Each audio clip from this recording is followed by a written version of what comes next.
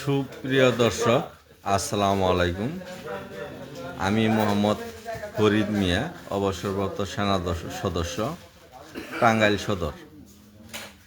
যাই হোক, আমার ফেসবুকের ফলোয়ার, ফ্রেন্ডস এবং শুভাকাঙ্ক্ষী ভাইয়েরা দেশ বিদেশের যে যেখানে থাকেন, সকলের প্রতি আমার কৃতজ্ঞতা, ধন্যবাদ জানাই এবং আপনাদের সকলের সুস্বাস্থ্য কামনা করি।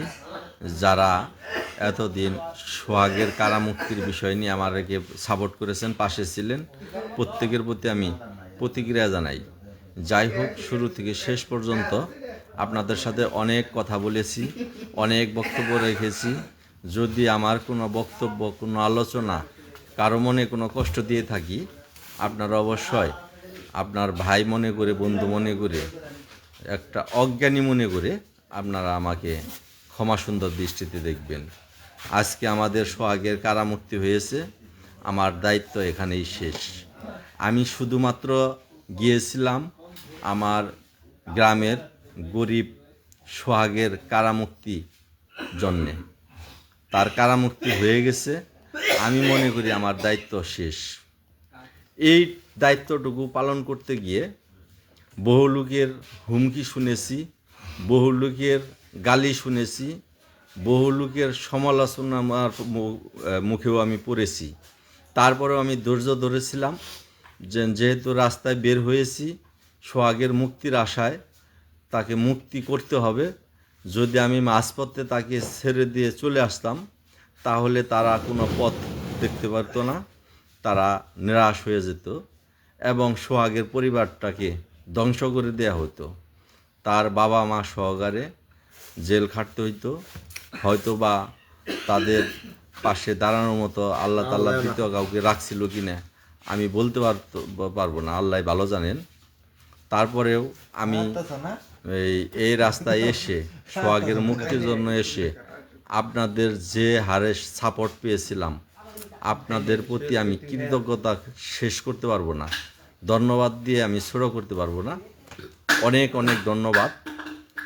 এর ফাঁকে আমি আবার বলছি, যদি আমার কোনো ভাষায়, কোনো কথায়, আলোচনায়, আমার জ্ঞান সূত্রে আমি কোনো ভুল করি নাই, যদি অজ্ঞানতাবশতই কোনো খারাপ কিছু বলে থাকি, কোনো পদক্ষেপ যদি আমি খারাপ করে থাকি, যদি আমি কোনো ভুল করে থাকি, তাহলে আপনারা সবাই ক্ষমা সুন্দর দৃষ্টিতে দেখবেন এবং মনে করবেন যে আমি একজন অজ্ঞানী লোক, সেই হিসাবে আমি অজ্ঞানের মতো কাজ করেছি। আর যদি ভালো কিছু করে থাকি, সেইটা আপনারা দেখছেন, আর খারাপ যদি করে থাকি তাহলে সেটাও আপনারা দেখছেন। যাই হোক, আমি আবার বলছি, সোহাগের কারামুক্তিটাই আমার ছিল একমাত্র উদ্দেশ্য। আমি কোনো বাবার বিপক্ষে ছিলাম না, এখনও নাই, ভবিষ্যতেও থাকবো না। কারো মেয়ে, কারো সন্তান তার অনুমতি ছাড়া একটা বাবার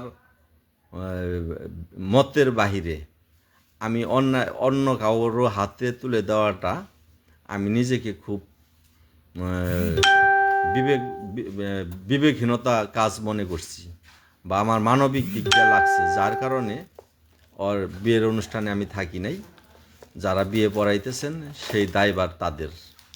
আমার দায়িত্ব ছিল আমার গ্রামের গরিব সোহাগের কারামুক্তি পর্যন্ত আমি ছিলাম। এর পরবর্তীতে কোনো দুর্ঘটনা হইলে ওইটার জন্য আমি দায়ী না, ওইটার জন্য কেউ আমার সমালোচনা করবেন না।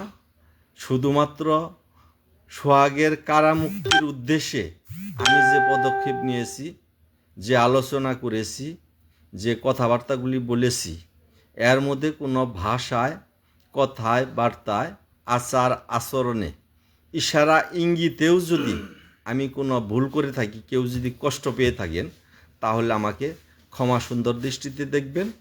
ধন্যবাদ সবাইকে। মোহাম্মদ ফরিদ মিয়া, টাঙ্গাইল সদর।